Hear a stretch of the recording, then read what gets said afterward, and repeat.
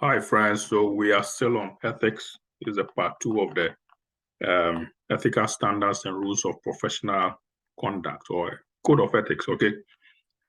We continue from conflict of interest. In 2013 and 2014, something happened. Okay. They realized that KPMG had actually engaged in some act of misconduct in relation to the financial statements, 2013 and 2014 financial statements of Ted Baker, which is a clothing company, those of you who know Ted Baker. Now, what happened was that KPMG had actually provided expert witness services to Ted Baker when Ted Baker got engaged in a legal lawsuit, in London. And KPMG provided them expert legal advice. So the Financial Reporting Council fined KPMG 2.1 million in 2018. After they've conducted their investigations, they came to that conclusion. 2.1 million pounds. That's a lot of money. Okay, so that is it. Conflict of interest can be quite costly to the organization, to the audit firm. Let's proceed with our conflict of interest story. Now, like I said initially, if you have two clients, like I have Rachel Bank and Richard Bank, and there's some form of conflict between the two of them, you may have to consider dropping one of them.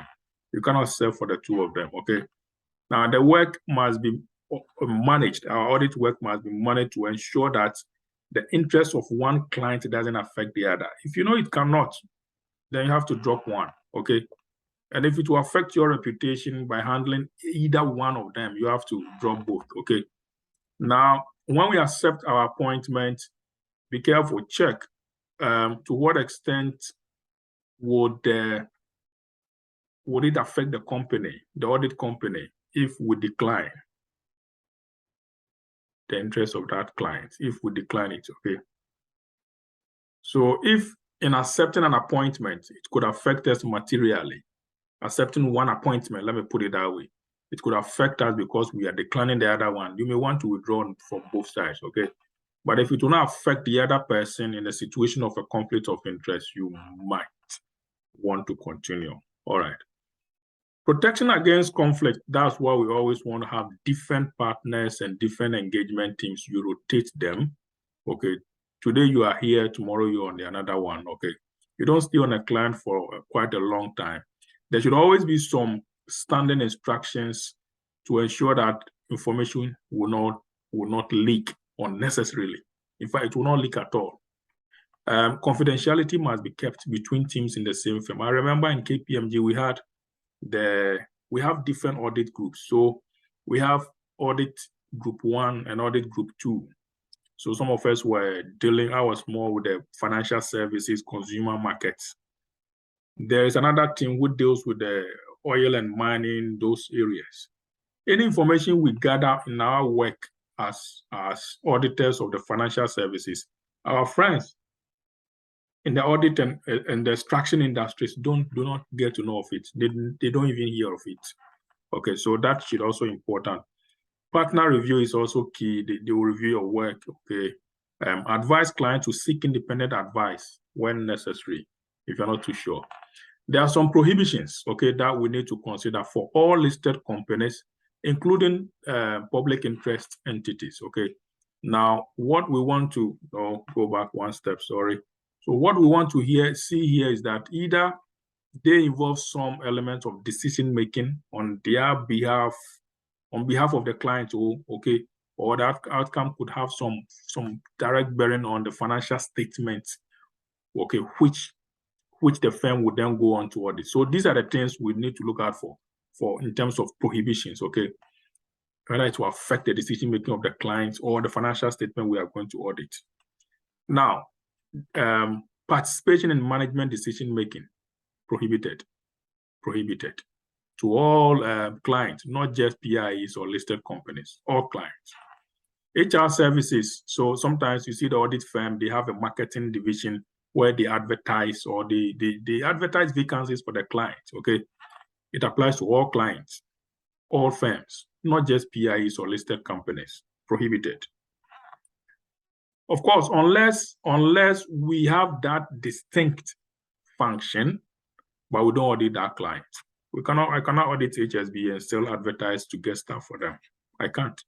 If I advertise and I have been tasked to outsource as an outsourcing firm to do a good due diligence and hire somebody for them, then my auditing goes to audit this guy I have hired for the company. What do you think will happen?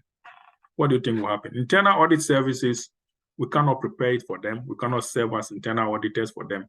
And then our colleagues go in to audit them. No. Bookkeeping and accountancy services, payroll services, we need to exercise judgment. We must ensure that, I don't want to mention a name, but I know one big firm, Big Four audit firm, where they have an advisory unit preparing payroll only for the clients. And then they have an audit team that goes to audit that client. But later on, when they found out, they have to abrogate the payroll services, okay? Be careful when you're doing that.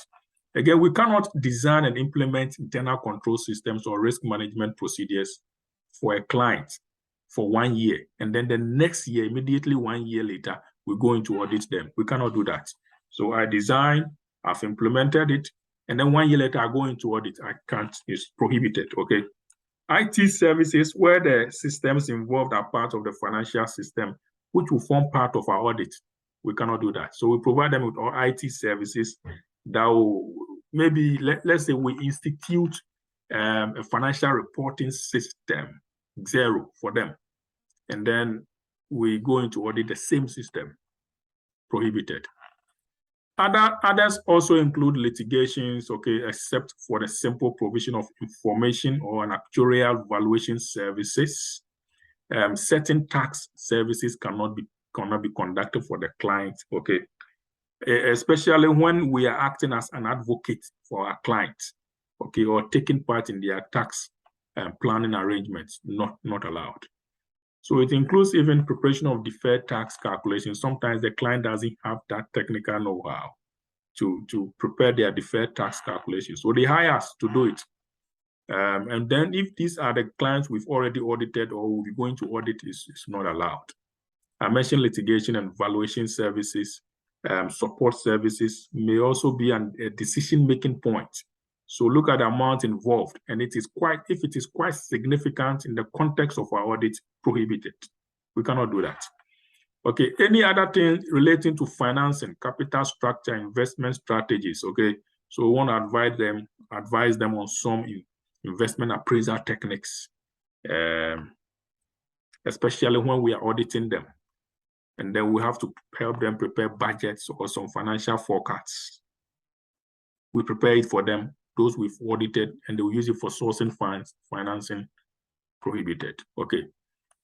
Loaning staff to clients is also generally prohibited. So realize that the client doesn't have a tax expert who will guide them during the year. So we have this guy in our unit, very good. He won the best students award in advanced taxation.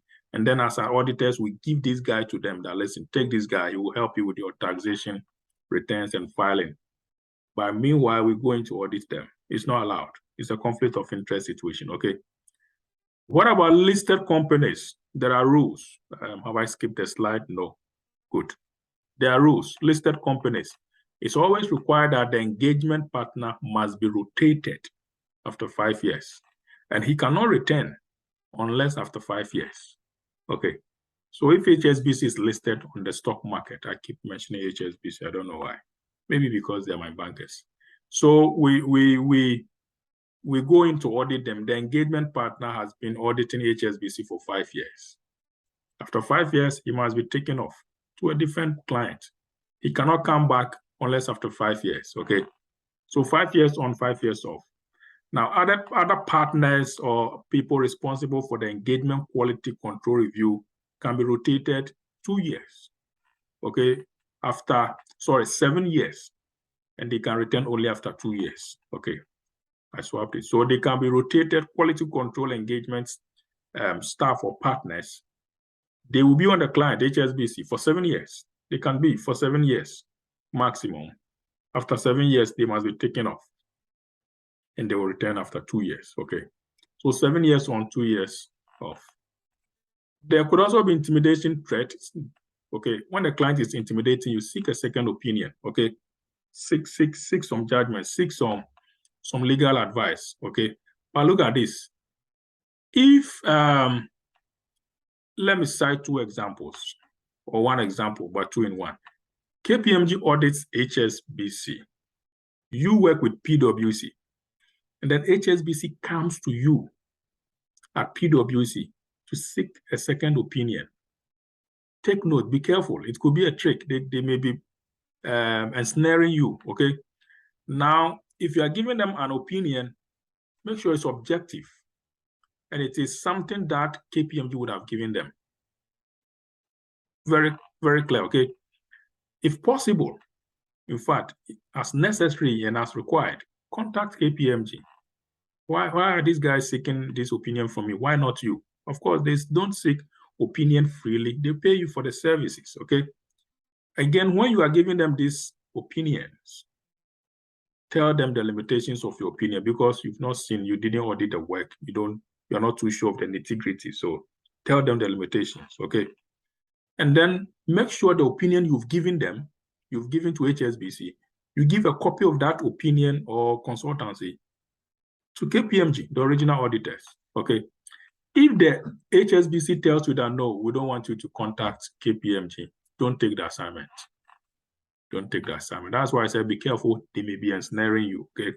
So they may be putting the 2 of you at loggerheads. Review. Audit firms should have internal procedures to ensure that their processes are well regulated, of the highest quality, especially for clients who are listed or quoted on the stock market. Now, this risk evaluation should be carried out where independence may be compromised. Okay, we must give consideration to the size and expertise in the audit practice, so that we don't carry extensive or too much burdensome reviews when the client audit staff are just few. The audit practice is small. Okay, the kind of internal procedures that will be required in a Big 4 audit firm should be much more as compared to what will be conducted in the small or medium-sized audit firm. Okay, KYC is important. It's a marketing term, know your client provisions, and it is happening because now money laundering regulations have been put in force. So as an auditor, when you go to the field to audit, consider what your client does in detail. Don't just go audit the figures. Anything that comes out, we are not saying go in with a suspicion, but work out your duties with the highest level of professional skepticism, okay? There are times that you may want to skip the client and go and report when the client has not asked you to report their proceedings. Okay, so you can go conduct or undertake a voluntary reporting of what you have found in your work. So if there are any issues which could affect the public interest, you must go out and report it, okay? You must go out to report it. If it is something that would also even affect your own interest, you need to report it to your RSB, okay?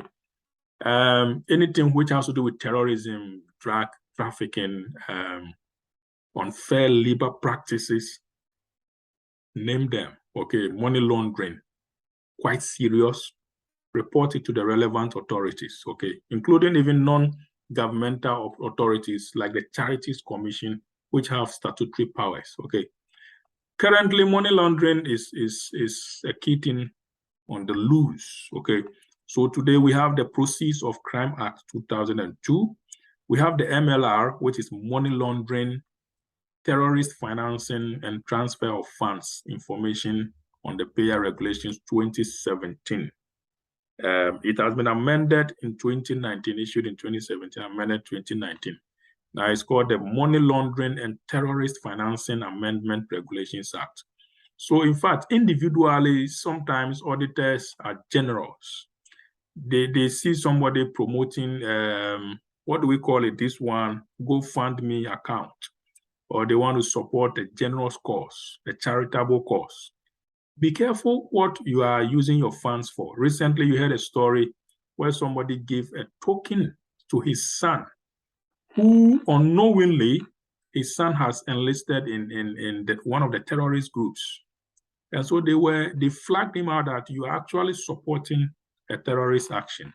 And he sent just a token. Okay, so be careful as an auditor where you channel your generous funds in terms of donation to charities. Okay, be careful. Money laundering is on the loose. Now, any activity which has been acquired through a criminal act is something you need to flag it out. Okay, you need to report it. If the person acquired it through theft or by evading tax or by even avoiding tax, through bribery and corruption, okay, you need to flag it out and voluntarily report them. If this person has saved costs from criminal failure to comply with the statutory requirements, you need to flag it out and report to the relevant authorities. If you don't, there are offenses, okay? There are offenses. Concealing or disguising criminal property or removing it from jurisdiction of the court is an offense. If you see someone acquiring, using, or possessing any criminal property, it's an offense, okay, which you must flag it out, okay? And now we also could say tipping off, okay? There are examples more I want to also cite, okay? So there are other offenses and which can be committed under the regulations, the money laundering. We want you to be aware of, like I said, attempting, conspiring with, or inciting someone to commit an offense is an offense in itself. Aiding and abetting an offense or advising the commission of an offense is a criminal act on the part of you, the auditor, if you do that. If you see it and you do that, okay. When you obtain or you conceal or invest funds or property, knowing or suspecting that they are proceeds of a crime or a criminal fund activity, which may fund a terrorist activity, it's a criminal act on itself. It's an offense against you, the auditor. Doing or disposing anything that might prejudice an investigation into money laundering. This is what we call a tipping off. Okay, so you know there is likely going to be an investigation on the client, and then you go and give them a hint. Listen, guys, these people will come and audit you, or they will come and check this area. So make sure you conceal it. Tipping off is an offense in itself. Okay, and then, like I said, any proceeds with a transaction without the consent of the relevant authority after you have submitted a suspicious transaction report would also be an offense. Possible auditor offenses, I've mentioned it. Let us look at for additional ones. As an auditor, if you fail to appoint a money laundering reporting officer, it could be an offense. It depends on the size of the audit firm, okay? But in either case, sometimes you see an audit partner wearing two caps. It's a review or quality control or ethics partner. It could also serve as a money laundering reporting officer. If the audit firm fails to implement control procedures in relation to money laundering, it's an offense. If they fail to undertake customer due diligence procedures, know your customer, KYC procedures, it is an offense. If they make a suspicion report to the National Crime Agency, NCA, they fail to make that suspicion report, in itself is an offense. And if they comply with a direction not to proceed with a transaction or relationship, they fail to comply with that direction. And if they fail to maintain appropriate records, it's also an offense in itself. Now, what does he do? The MLO, the Money Laundering Reporting Officer, what does he do? MLRO. Like I said, it should be a senior partner or senior manager in the organization who understands the tenets, the principles, the techniques underlying money laundering reporting practices. So it could be the quality control review or quality ethics partner, okay? If this person is not available, we must always get a reserve. So there should be an effective succession planning in place to ensure that the MLRO office is always active. Again, you must liaise with colleagues and receive reports and make full reports to the NCA, the National Crimes Agency. All right. What to do? Set up internal controls, ensure that you comply with these internal controls, appoint an efficient, competent MLRO, establish systems for transactions, okay? Establish systems for verifying the identity of your client. Inspect the identity documents, the certificates of incorporation, certificates to do business, annual renewal forms, directors' composition on the board. Okay, do some good investigation. Educate and train your staff on money laundering practices. Okay, and again, we are told that we should set up internal suspicious transactions reporting procedures. And how do you do it? Make sure it is effective, okay? And possibly maintain its anonymity until such a time when you are required to disclose it. Maintain all records relating to clients, including records of identification. And usually, we are told that even if your relationship ends with the client, you must maintain it for 5 years, minimum 5 years. Okay, all right. Danger signs of money laundering. You go to audit the client and you see some unusually large cash deposits. You see that these guys going to take loans in cash and they repay the loans in cash. You see that they have repaid some overseas loans, but there's no evidence of original receipt of the funds. Well, why are you paying 10 million as a repayment of loan when in your books you didn't actually go into contract this loan? Okay, when you see some movement of funds through bank accounts with no commercial purpose, why is these funds being transferred? Okay, again, if you see any frequent transfers into foreign currencies or overseas accounts, it should raise, it's a red flag. Again, organizations which deal in cash reporting rather results far greater than actual level of activity. So sales is 10 million, but the cash which has actually been received is 25 million, or which has been sent out to the parent company is 25 million. How did it happen? Why the extra amounts? Okay, so these are things you should look out for. Small entities, there are some relaxations on these rules, okay, for small entities. You know the threshold for small entities. Initially, it was 6.5 million for their turnover threshold, but currently it is 10.2 million. 10.2 million. That's why I intentionally left it with the question marks, okay? Threshold for turnover has changed from 6.5 to 10.2. For assets, has changed from 3.26 million to 5.1 million. But the number of staff has still remained less than 50 employees, okay? Ethical rules that we abide by are the same. For large ones, for smaller firms, is the same, okay? But sometimes, because we're under a principles-based regime, there's always some flexibility to adjust. Now, principally, when our audit fees exceed 15%, we don't need quality control review, okay? For small entities, principally. Again, for small entities, as audit firms, we can undertake non-audit services where the self-review threats exist, okay?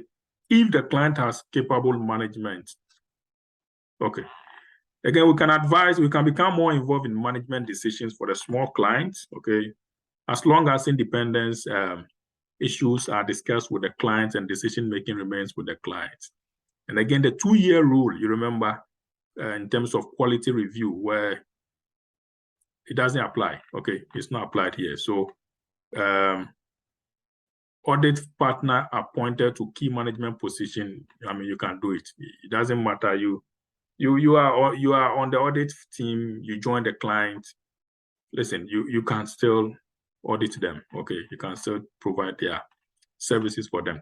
The reason why these rules are relaxed is because statutory audits are not normally mandatory for small entities with such thresholds, okay? But of course, audits, okay, so quite relaxed. We are talking of the UK system. Don't be surprised you go to US, they are rules-based. Theirs could be different, so look at it carefully. But the principles-based even cuts across the, it even cuts across the European Commission. Okay, that is why the ethics, the fundamental ethical codes of conduct issued normally covers the G7 guys, okay? All right, ethical standards on audit of small entities, let's wrap up. Where these rules have been applied, the auditor's report must stay so, okay? Clearly, unless shareholders are familiar with these rules, this is of little practical value, but does, of course, protect the auditor. Okay, so actually, financial statements should explain the circumstances. Okay, I'm going to leave it here. So you realize that the G7 guys, like I said, you know those G7 guys, at least you should know US, UK, the big guys, US, UK, France, Italy, Germany, Japan, and Canada. Those guys normally enforce these key fundamental rules in terms of ethical codes of conduct. So whatever we're seeing here in the UK applies actually in the European Union is also an non-enumerated member of the G7. So cuts across all the other 27 European countries. Okay, try these case studies and the self-testing question on page 90, and you will be fine. Good. All right, friends. So I'll end it here. Ethics is important.